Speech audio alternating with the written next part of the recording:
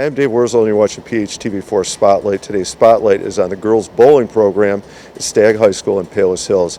With me on my right, we have the head coach, Rich Kowalczyk, and then we brought in some of the athletes this morning. I'm going to let them introduce themselves in just a second.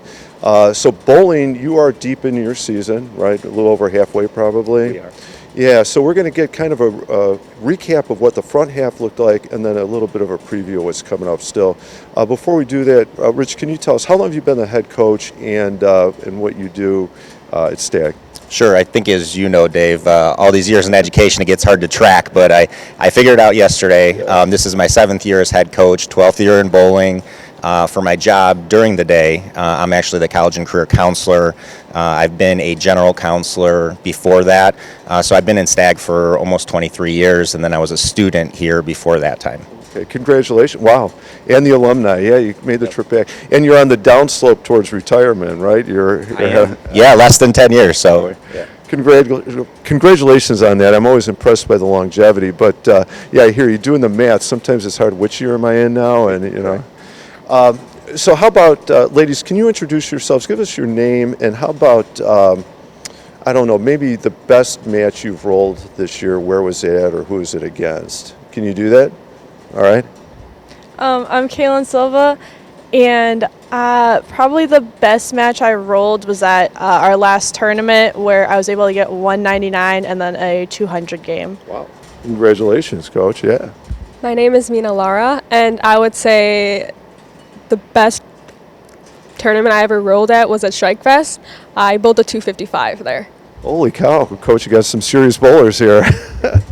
My name is Emily Gurbanot. The best match that I got was 215, but that was like 2 years ago. So it's time to revisit it. Yeah. All right, you got a few weeks to get there. I was having like a lot of shoulder pain this season, so I'm trying to recover from that. Okay, are you 100% now? Yes? Hopefully, yeah. Hopefully, okay. All right, Coach, can you give us a quick recap? How did the front half of the season go for you? Sure. I think we front-loaded our schedule this year with a lot of tournaments. And the reason we did that was we have a lot of seniors, and we really wanted to be battle-tested, tournament-ready when regional sectionals came through. I think a downside of that is that we were every Saturday, all day long, from the front half of our season. So we were, kind of wearing down a little bit. But I think it really paid off because the last tournament that we had over winter break, we were at the Revis Rock and Roll, and the last 3 games we bowled were all over 970. That's a pretty impressive score for a team.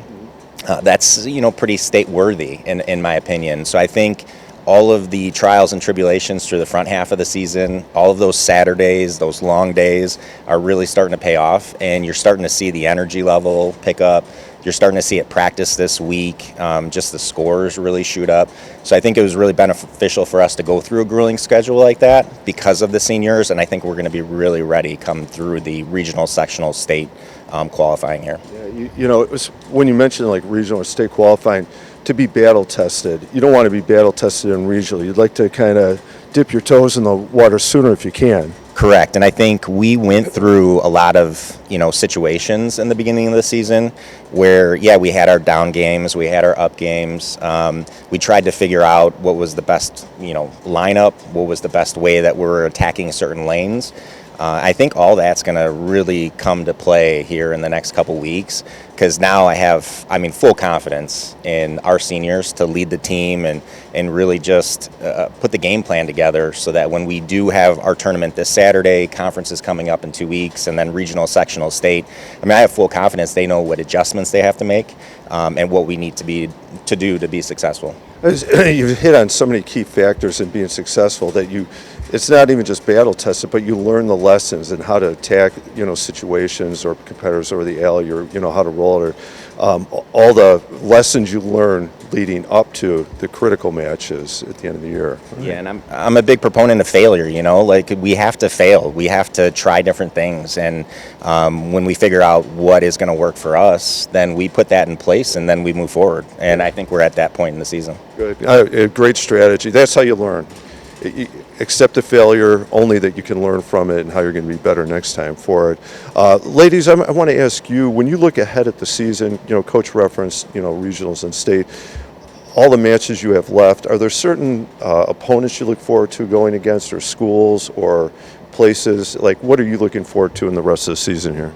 I am honestly looking forward to going against Richards because they're like our frenemy school, and we've kind of been like head to head with them at what's it called, sectionals, like every year so far. I like the frenemy, right? I mean, it's competitive, a rivalry, but you still, there's an element of like sportsmanship to it, right? I mean, how about for you? For me, I would say conference. I'm looking forward to conference and definitely our senior night because we're all seniors here. So yeah. All right, good luck. I like the way she smiled. Yeah, bring that on. Yeah. I say conference and definitely senior night. Okay, what do you look forward to about it? I look forward to that, like, we get to all like spend time with each other, like for like our last like senior night. So Okay, and I would say one of the best parts of all the sports are coming is being together, right, with your teammates, and sometimes your frenemies, right? I hope you get that rivalry match. Go get them. All right, are you ready for some bowling questions here? Have you ever, and Coach, I'll start with you, and maybe you're going to have to explain. I'm going to pretend not everybody knows. Sure. Have you ever rolled a ham bone? I have. So 5 in a row, 5 strikes, yeah. 5? yes, I have. I have. I have. All right, that was too easy. I mean, I skipped the turkey. What's a turkey, by the way? 3 in a row. 3, yeah, way too easy. Not asked. You guys all got 5. How about a front 7? Yes, a couple times, but then the 8th frame gets me all the time. So Really? yeah. Is there a psychological thing when it's happening, then? Yeah, I think that's why I'm probably just going to give up bowling because just bowl 7 frames and then be done. Yeah. That would be the perfect match, right? 7 frames, we walk away. Yeah. No, I haven't. No? Not yet. Not yet. I would say yeah. Yes. I like the not yet answer. It's going to happen. You're going to get. Hopefully, it'll be a regional sectional or against your frenemy there. How about a Brooklyn strike? So if you're a right-handed bowler and the pins go left to right, so 1, 2, 3, if you see the first 3 pins, you want to be in the 1-3 pocket on the right-hand side of the head pin. A Brooklyn would be on the opposite side of the head pin, so the 1-2 pocket. So one is if you ever roll one, but then 2, how do you end up on the other side if you're coming from the right? Is it like this? Go ahead. Yeah, usually it's missing your target. So you don't want to hit the Brooklyn strike. If you do and you get lucky, great. Yeah. But yeah, it's usually missing your target, and you just have to make an adjustment to get back to the right pocket. Okay. You got lucky then. Yes, correct. Have you rolled one? Yeah, by mistake, yes. Okay. Probably almost anybody who's rolled a strike. Yes. Okay. Yes, I have, but mine is the opposite. I'm a backup bowler, so I bowl with my right hand, but I hit if for Brooklyn, my pocket would be the right side. I have, and there's been a couple of times where I've done it on purpose because my strike shot just is not working. Wow. A change in strategy, huh? Okay. I mean, Yes, most definitely. definitely. All right. I'm glad you've all rolled a strike with or without a mistake or planned thing. How about if we turn away from bowling for just a second? Do you do any other sports, clubs, or activities at Stagg? I do softball. Yeah, it's just Okay. really fun. I'm on the varsity tennis team and the powerlifting team here at Stagg. Okay. No, I don't have any others. Full-time bowler. Yeah. All right. How about favorite subject in school? Any art subject. Any art subject. AP biology is my favorite right now. All right. I think last semester my favorite subject was Chicago literature. Chicago literature. All right. How about this? You're all seniors. Enjoy this last semester here, but are you thinking post high school? What are your plans looking like? I am planning to go to St. Vincent College in Pennsylvania and study criminology. Okay. Good luck. I don't know where I want to go to college yet, but I do know I want to major in neuroscience. Okay. That's the AP biology, and you coming out? Yeah. I'm going to Vet Tech Institute at Fox College. I'm becoming a veterinarian technician. All right, good luck, all of you ladies. Great career options or academic goals. All right, those are all the easy questions. Are you ready to get serious now? Sure. Okay. Buckle up. Here we go. All right, tournament match, right? You and an opponent are tied and are headed into a roll-off. The first roll-off is a 1-frame match. You roll first. Your first ball leaves you a 7-9 split, a Cincinnati. Great terms, Coach, by the way. Yeah. Why is Cincinnati? Why is it called Cincinnati? So it's actually the name. If you look at it spelled out, it's the spacing between the eyes. So that's where the pins look. So it's either the 7-9 or the 8-10. Okay, all right, I like it. I'm going to ask you about some of these other names later, but all right, so you roll 7-9. I want to know what you do now with your next ball. Do you roll, trying to knock down one pin, or do you try and knock down that pin trying to pick up the spare, and in which case forcing your opponent to roll a spare or a strike to win, okay? What's our strategy here? I'm going to ask you, Coach, do we want to hear the athletes first? Athletes first. Okay.